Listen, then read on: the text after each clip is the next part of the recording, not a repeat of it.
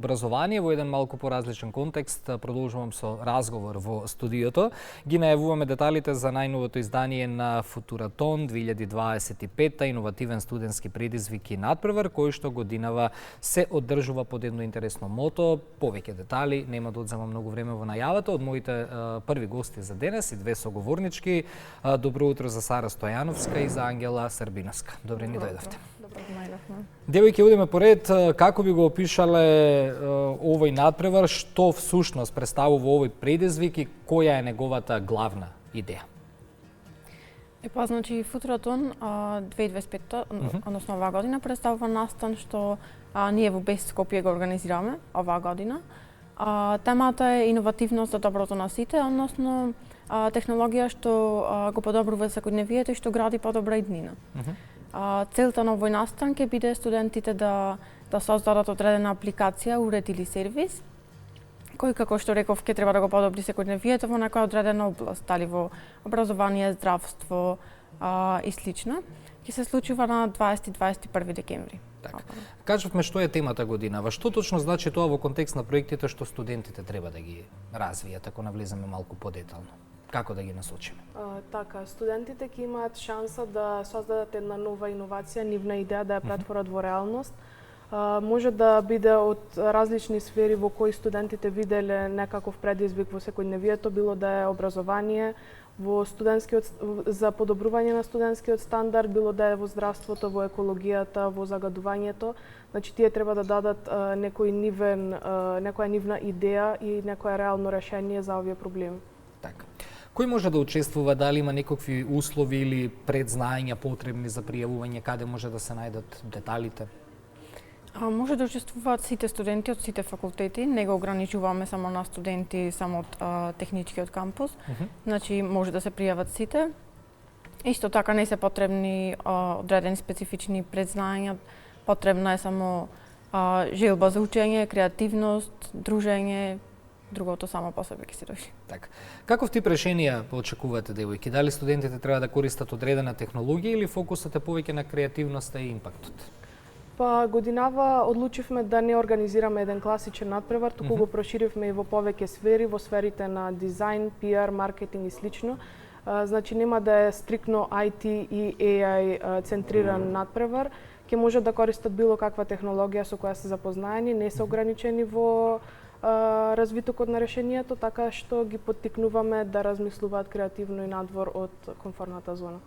Кои се најчестите дилеми или стравови кај студентите кога се пријавуваат на вакви надпревари? Се опуштаат ли со вас да зборуваат искрено, што ги спречува, што вие ги советувате, што најчесто прашуваат?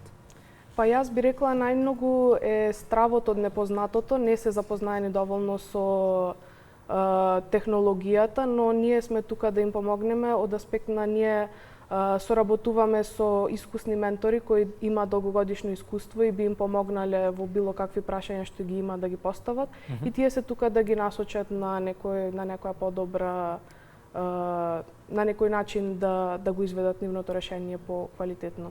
Така. Што добиваат? Ајде прво за процесот на работа се извинувам, како тој ќе изгледа? Има ли менторства, работилници, рокови, што може да очекува еден тим од почеток до крај? Да, како што кажав, на 20-21 декември се случува настанот од 9 наутро до 5 часот. Првиот ден ќе имаме официјално отворање, потоа студентите, нашата партнер компанија кажува проблемот на кој студентите треба да работат. Студентите почнуваат со работа, потоа вториот ден го завршуваат проектот, се презентира и на крајот се делат награди, се одбира победник. Што добиваат учесниците освен можната награда? Кои се останатите придобивки кои што вие како студенти би сакале да ги истакнете и да ги пренесете на младите од учество не само на конкретниот надпревар, туку од учество на вакви надпревари генерално?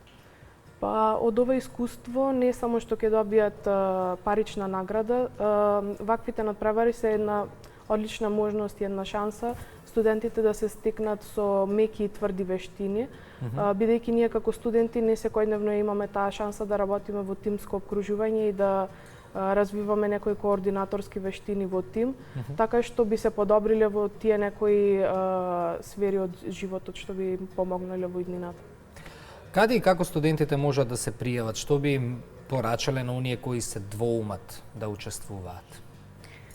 Студентите можат да се пријават на нашиот Инстаграм, на Best Skopje, во линкот во био. Би им препорачала на студентите да, како што спомна Ангела претходно, да не се плашат, да бидат отворени кон нови предизвици, бидејќи од вакви настани може само ново да се научи, значи треба само да се биде иновативен и креативен и се работи во тим, другото само ќе си дојде, нема потреба од знаење или слично.